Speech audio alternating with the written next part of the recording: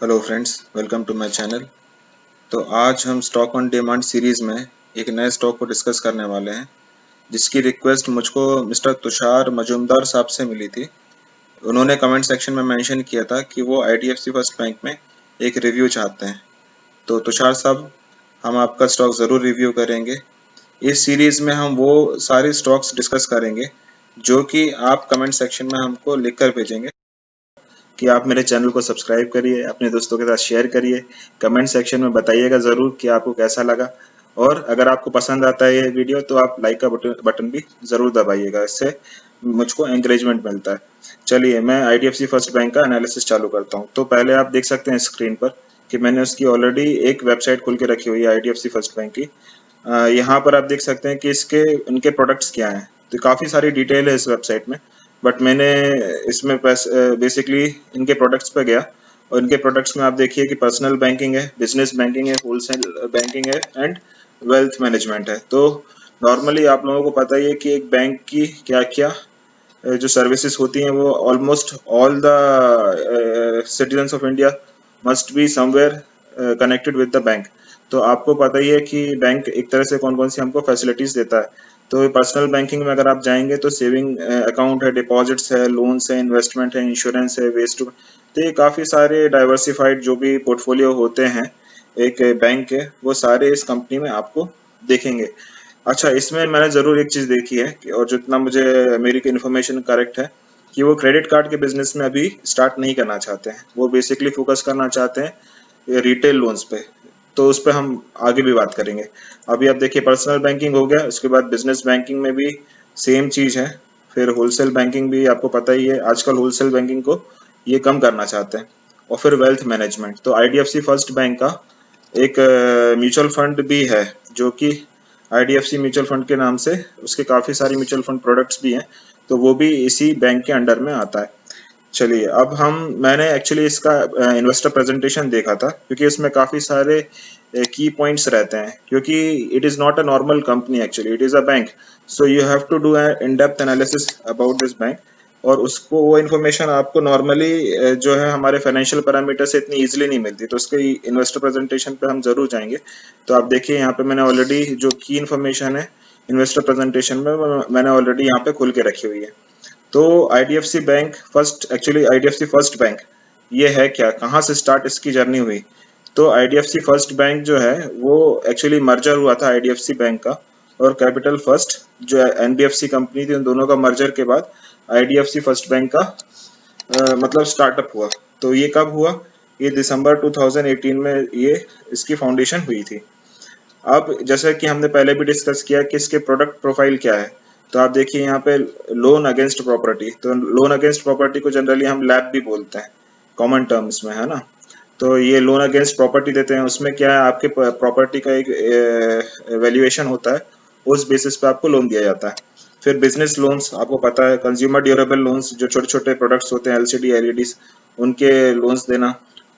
To wheeler loans, home loans, micro enterprise loan, commercial vehicle loan, ये JLG loan for women, pre owned car loans and personal loans. तो ये काफ़ी सारे easy parameters हैं जो कि आपको पता ही है कि इस टाइप के प्रोडक्ट्स जो हैं एक बैंक ऑफर करता है। चलिए, नेक्स्ट इम्पॉर्टेंट थिंग पे जाते हैं। तो बेसिकली ये बैंक की स्ट्रेटेजी क्या है। तो अगर आप मुझसे पूछेंगे कि आईडीएफसी फर्स्ट बैंक में आपको सबसे स्ट्रॉन्गेस्ट चीज़ क्या दिखती है, तो आप कोई बोलेगा कि मुझे टेक्निकल पसंद है, पर कोई फंडामेंटल बोलेगा, कोई बोलेगा मुझे उनके बैंकिंग प्रोडक्ट्स पसंद है। बट मुझसे अगर आप पूछेंगे तो मुझे मिस्टर वी वैद्यनाथन, जो इनके एमडी एंड सीईओ हैं, यहाँ पे देख सकते हैं आप उनकी इमेजेस, ये सबसे स्ट्रॉन्गेस्ट पॉइंट इस बैंक का मुझे लगता है। काफ़ी यंग और काफ़ी इनकी क्रेडिबिलिटी है मार्केट प्लेस पे, और ये काफ़ी डायनामिक बैंकर है एक्चुअली। तो इन्होंने कैपिटल फर्स्ट भी पहले स्टार्ट किया था। कैपिटल फर्स्ट के बाद इन्होंने आईडीएफसी के साथ, जैसे हम देख सकते हैं स्क्रीन पर, कि इन्होंने आईडीएफसी बैंक के साथ मर्जर किया और आईडीएफसी फर्स्ट बैंक को स्टार्ट किया। तो जो भी इनिशिएटिव है वो काफ़ी मिस्टर वी वैद्यनाथन का काफ़ी बड़ा इसमें इनिशिएटिव है और उनका ही फोकस है। और एट प्रेजेंट जो है बैंक चल रहा है वो इनकी गाइडलाइंस पे चल रहा है।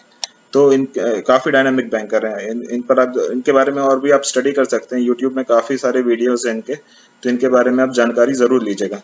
अब हम आ जाते हैं नेक्स्ट स्लाइड पर। तो यहाँ पर आप देख सकते हैं कि इस बैंक की स्ट्रेटेजी क्या थी। बेसिकली आईडीएफसी बैंक जो है वो इंफ्रास्ट्रक्चर डेवलपमेंट फाइनेंशियल कंपनी थी। ओके, तो ये पहले जो इंफ्रास्ट्रक्चर प्रोजेक्ट्स होते थे तो उनको ये लोन प्रोवाइड करती थी, जो कि एक लार्ज टिकट साइज लोन्स होते थे, जो कि काफ़ी बड़े बड़े अमाउंट्स होते थे कुछ कुछ कंपनीज को।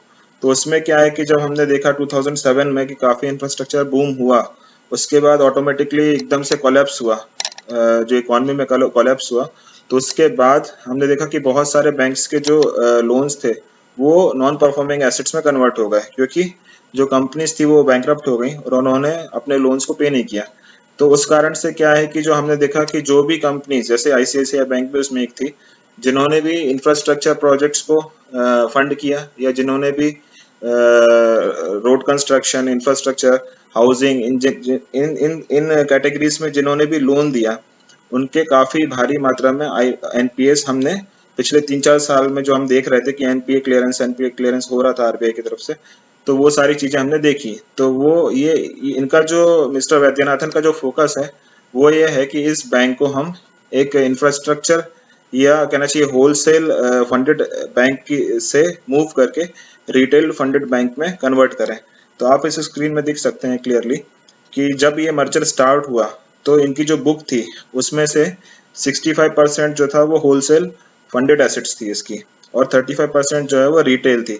अभी रिटेल लोन्स में क्या होता है कि ये काफ़ी छोटे टिकट साइज का लोन होता है, ये तो ये छोटा अमाउंट होता है और ज़्यादा लोग होते हैं, तो उसमें क्या है कि जो आपके एसेट होती हैं वो काफ़ी डाइवर्सिफाई हो जाती हैं। तो अगर किसी ने कुछ परसेंटेज पीपल ने अगर एनपीए लोन रीपे नहीं भी कर पाए तो आपकी बुक पर ज़्यादा असर नहीं पड़ता है।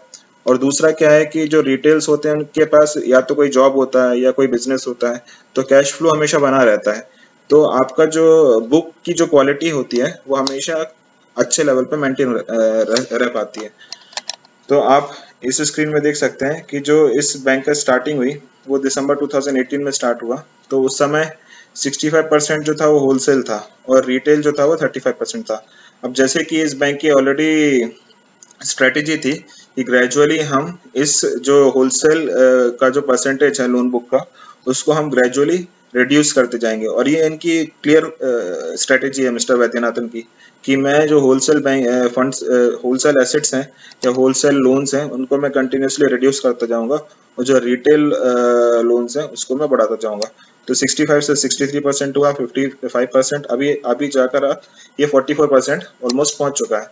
और वहीं पर अगर आप देखेंगे तो रिटेल की जो लोन बुक है तो वो 35% से बढ़कर आज 56% पे पहुंच गई है। तो ये ऑलमोस्ट आधे से ज़्यादा जो है आज उनके जो लोन्स हैं वो 56% ऑलमोस्ट पहुंच चुके हैं रिटेल के पास।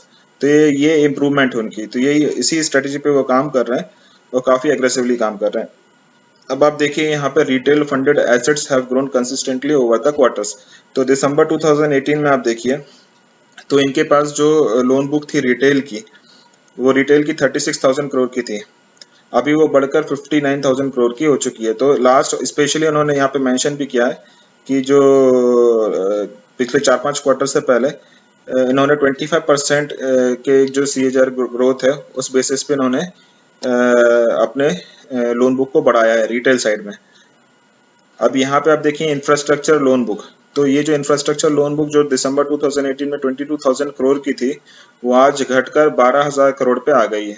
तो जिस पेस पे वो रिटेल लोन को बढ़ा रहे हैं उसी पेस पे वो जो इंफ्रास्ट्रक्चर लोन बुक को वो घटा रहे हैं। देखिए आप 20% पे 25% पे इन्होंने बढ़ाया, सॉरी ये देखिए, हाँ रिटेल लोन्स को वो 25% पे ग्रो कर रहे हैं, वहीं पर जो इंफ्रास्ट्रक्चर लोन है उनको 27% डाउन, वो डाउनवर्ड ट्रेजेक्टरी में है। तो इनका जो स्ट्रेटेजी है वो ये है कि ये ग्रेजुअली इसको ऑलमोस्ट नेग्लिजिबल पे लेकर आएंगे इंफ्रास्ट्रक्चर, और जो IDFC first bank in future होगा वो कम्प्लीटली रिटेल फोकस्ड बैंक होगा, जिसमें कि मैक्सिमम जो उनकी लोन बुक रहेगी वो रिटेल को ही वो देना चाहेंगे। तो रिटेल में क्या है बेसिकली कि तो जो हमारे एम्प्लॉयड कस्टमर्स हैं उनके, और जो एमएसएमईज हैं तो उनको वो लोन प्रोवाइड करना चाहते हैं।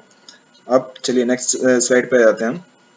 तो यहाँ पे आप देखिए ग्रॉस एंड नेट एनपीए। ये एक और इम्पोर्टेंट पैरामीटर होता है। कभी भी आप बैंक को वैल्यू करेंगे तो 3-4 चीज़ों पे वैल्यू करते हैं हम, कि उसकी बुक वैल्यू क्या है, उसकी ग्रॉस और नेट एनपीए क्या है, ठीक है। उसके बाद फिर उसका करंट अकाउंट सेविंग अकाउंट जो है फिगर वो कैसा है, वो रेशियो कैसा है। तो ये सारे कुछ पैरामीटर्स, आरओईज आरओसीज कैसे हैं, ओके। तो ये कुछ पैरामीटर्स जो होते हैं वो काफ़ी इंपॉर्टेंट पैरामीटर्स होते हैं कि बैंक की परफॉर्मेंस कैसी चल रही है। तो अभी आप यहाँ पे जाते हैं ग्रॉस एंड नेट एनपीए। तो नॉन परफॉर्मिंग एसेट्स, एनपीए को आपको पता ही होगा कि NPA is non performing assets. वो एसेट्स जो बैंक ने लोन दे दिया और जो कस्टमर है वो उस बैंक को सर्विस, उसकी इंस्टॉलमेंट्स को सर्विस नहीं कर पा रहा है, तो वो नॉन परफॉर्मिंग एसेट्स की कैटेगरी में चले जाते हैं वो लोन्स। तो जब आप 2019 में, जून 2019 में देखेंगे तो जो उनकी लोन बुक का 2.66% ग्रॉस एनपीए था और नेट एनपीए जो था वो 1.35% था। वो आज देखिए उन्होंने अपनी लोन बुक इम्प्रूव करी है, बढ़ा रहे हैं लोन बुक, ऊपर से वो रिटेल को इंक्रीज कर रहे हैं। तो इसका नतीजा ये है कि 2.66% से ये घटकर आज 1.62% पे आ गया है ग्रॉस एनपीए।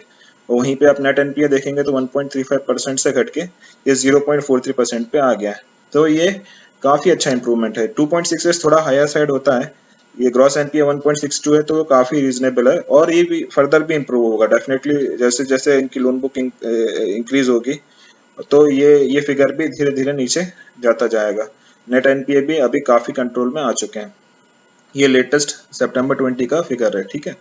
अभी नेक्स्ट देखेंगे हम, तो करंट अकाउंट और सेविंग अकाउंट डिपॉजिट्स। तो जैसे मैं आपको बता रहा था कि कासा, इसको हम शॉर्ट फॉर्म में कासा बोलते हैं, current account and saving account deposits.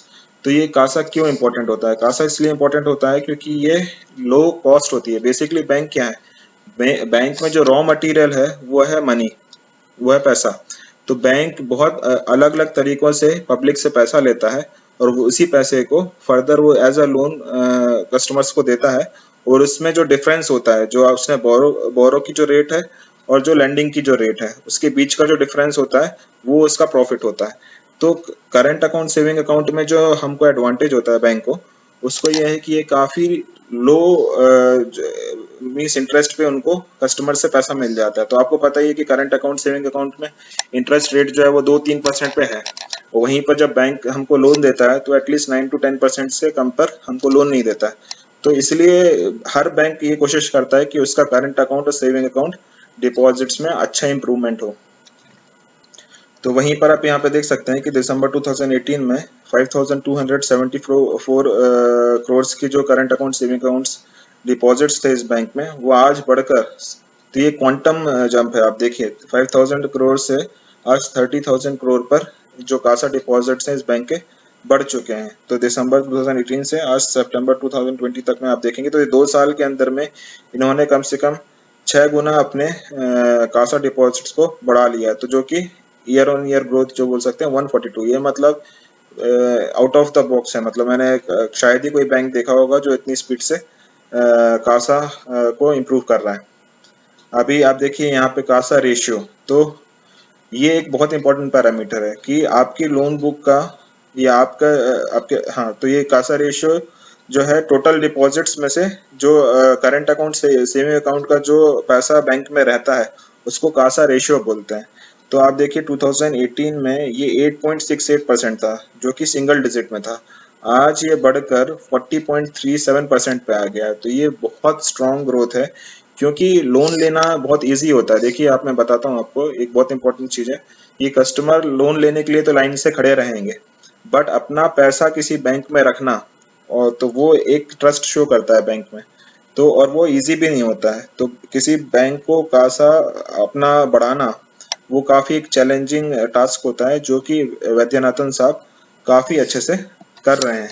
तो आप देखिए यहाँ पर उन्होंने 8.68% दिसंबर से आज 40.37% सितंबर तक ये लेकर पहुंच चुके हैं। तो ऑलमोस्ट ये कहना चाहिए कि 40% जो उनके पास डिपॉजिट्स हैं वो करंट अकाउंट सेविंग अकाउंट के थ्रू आ रहे हैं। तो ये काफ़ी आपके कॉस्ट को रिड्यूस कर देती है और प्रॉफिट्स को भी इम्प्रूव करती है।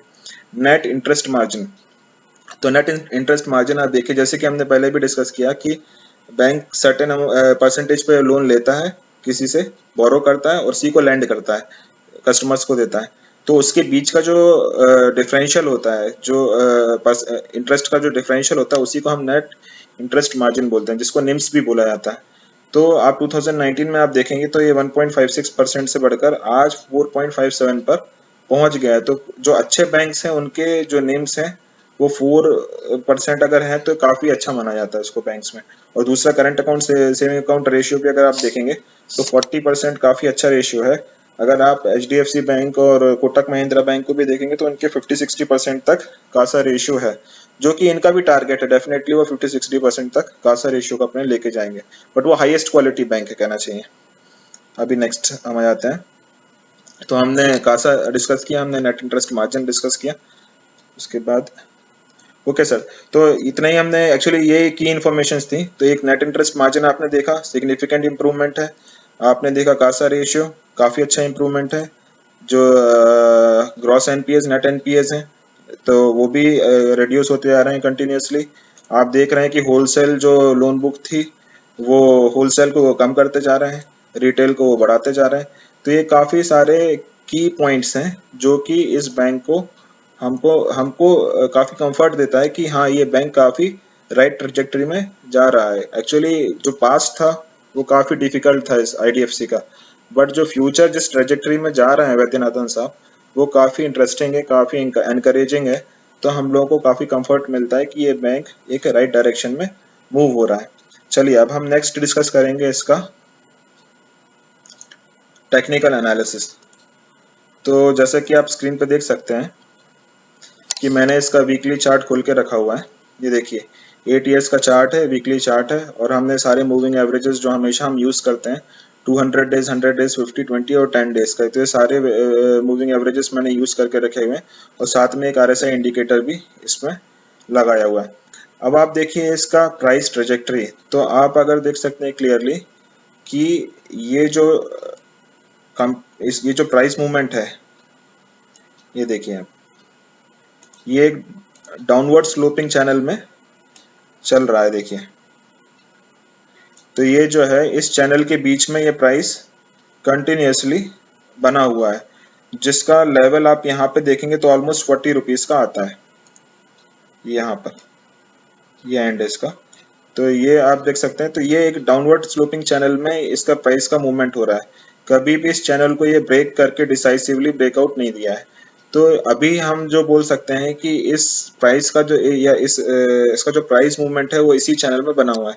जब तक इस चैनल को ये तोड़कर डिसाइसिवली अच्छे वॉल्यूम्स के साथ में एक मोमेंटम हमको देखना चाहिए कि काफी डिसाइसिवली इस चैनल को ब्रेक किया है और इसके ऊपर क्लोज किया है, तब हम बोल सकते हैं कंफर्टेबली कि जो एक डाउन ट्रेंड था इस स्टॉक का वो ऑलमोस्ट खत्म हो चुका है। देखिए ये एक जो टर्न अराउंड स्टोरीज होती है ना, वो काफी डिफिकल्ट स्टोरीज होती हैं। तो इसमें आपको पेशेंस की बहुत जरूरत होती है। ठीक है, तो शायद साहब स्पेशली मैं आपको बोलूंगा कि आपने जो कंपनी में इन्वेस्ट किया है या आप सोच रहे हैं इन्वेस्ट करने का, तो उसमें आपको पेशेंस बहुत रखना पड़ेगा, क्योंकि ये काफी समय लेती है स्टोरी प्ले आउट होने में। तो आप वो चीज आप इसमें इसके प्राइस में भी देख सकते हैं कि कंटिन्यूसली ये एक डाउनवर्ड स्लोपिंग चैनल में ट्रेड हो रहा है। अब जब तक ये डिसाइसिवली इसको ब्रेक नहीं करेगा तब तक हमको एक मतलब एक क्लियर पिक्चर नहीं मिलेगी कि हाँ अब इसका जो डाउनवर्ड ट्रेंड था वो खत्म हो चुका है। अभी हम इसके मंथली चार्ट पे भी देखेंगे। अभी मैं इसका मंथली चार्ट खोलता हूँ। ये मंथली चार्ट है इसका। तो आप इधर मंथली चार्ट में भी देख सकते हैं कि ये देखिए सेम चीज हमको दिख रही है। अभी एट प्रेजेंट जो प्राइस है इसका, जो कि 37.75 रुपीज है, ये काफी की एरिया पे पहुंच चुका है। ये देखिए ये भी यहाँ पे मंथली चार्ट में भी हमको क्लियरली दिख रहा है कि एक चैनल में ही प्राइस का मूवमेंट हो रहा है। इसी चैनल पर ये बाउंस लेता है, फर्दर ऊपर रेजिस्टेंस मिलता है, फिर यहाँ पे बाउंस लेता है, फर्दर रेजिस्टेंस। तो ये काफी अभी एक रेजिस्टेंस जोन पर पहुंच चुका है यहाँ पर। तो अगर जिस तरीके से अभी मार्केट में रिकवरी दिख रही है और जिस तरीके से बैंकिंग और फाइनेंशियल स्टॉक्स में रिकवरी दिख रही है, तो काफी अच्छा चांस है कि ये इस चैनल को ब्रेकआउट करके ऊपर क्लोज डिसाइसिवली कर सकता है। ठीक है सर। तो अगर आप फ्रेश इन्वेस्टमेंट करना चाहते हैं तो मैं आपको कहूंगा कि थोड़ा सा वेट करिए। आप इस चैनल को ब्रेक होने दीजिए, डिसाइसिवली अच्छे वॉल्यूम्स के साथ में इसको क्लोज करने दीजिए पूरा वीकली या मंथली बेसिस पर। उसके बाद ही आप इसमें इन्वेस्टमेंट करिए।